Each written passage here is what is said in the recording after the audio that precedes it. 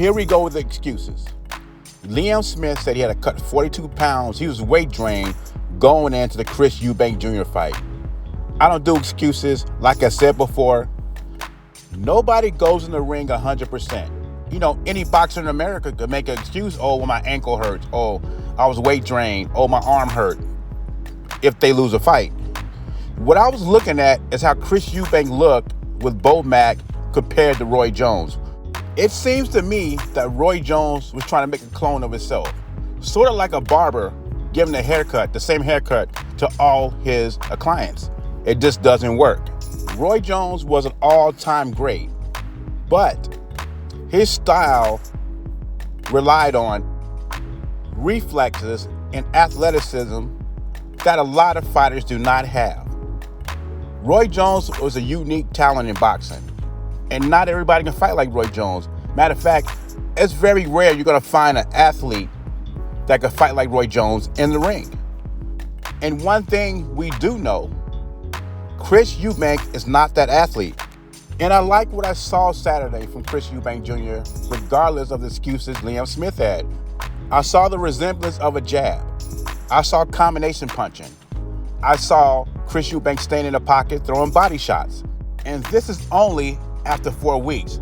Not even a full training camp, we've seen improvement in Chris Eubank Jr. And I've been saying, I don't see why more fighters don't go to Bo Mack's team to get training. In my opinion, Bo Mack is the trainer of the year. I wouldn't be saying this before, but now I'm looking forward to seeing what Chris Eubank looks like with a full training camp with Bo Mack's team. I got a question for you, Tank. At 147, how does a fight with you and Terence Crawford look? 147? 147. Shit, I tapped that trend. You know he going to sleep. I already know. I already know he he ain't is. got no chance. But now you see how you say that, right? Okay, imagine we in the, let's just say we in a gunfight, right? Yeah. And I got a metal shield, and the opposite person got a glass shield. Okay, champ. Who gonna come out on top? The guy with the metal shield. Okay. My man. That's all I'm saying. Uh-oh. I don't care about how much he run around. Once them hands get on him, it's gonna slow him down. And once definitely. There ain't no if. He gonna touch him. He gonna touch him. I ain't gonna lie. If he felt like he was gonna win the fight, he would have took this offer that they gave him. I saw Gervonta Davis speaking about you. Is that ever a possible fight? Yeah, if you want to dare to be great, you can be like all the other fighters that's moving up 2 weight classes. You know, daring to be great. You would fight him. Man, tell him to come up there.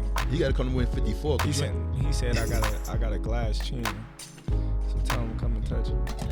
Wow. Gervonta said you got a glass. He said I got a glass chin. Tell him to come and touch it.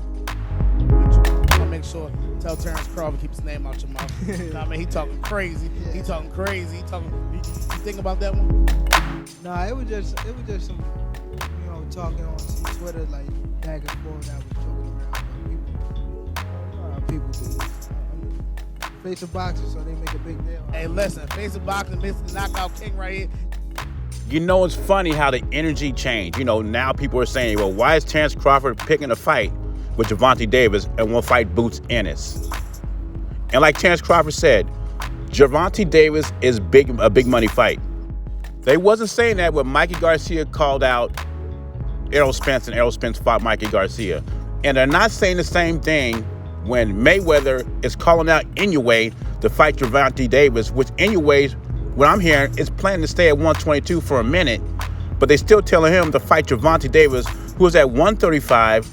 But to me, when Tank Davis enters the ring, he's about 150. Inoue is really a small dude. I think the energy changed when they saw the dismantlement that Terence Crawford did to Errol Spence. Tank Davis, remember, we haven't heard from Tank Davis for a minute.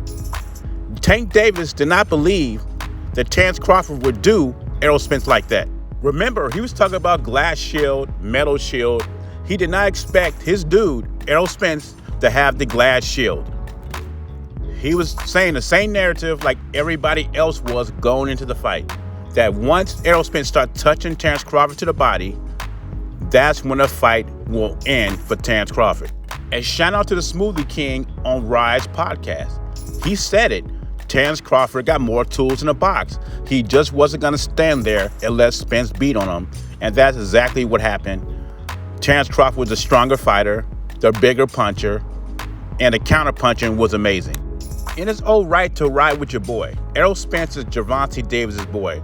But when you start discrediting the fighter to call him a glass shield, no chin, and even you could go up there and beat him, then you're getting disrespectful. And that's what Terence Crawford talking about. That's why he does not like Jermell Charlo. I just think Tank had a wake-up call and he realizes there are levels to this. Anyway, leave your thoughts or comments below. Jay Beezy, I'm gone.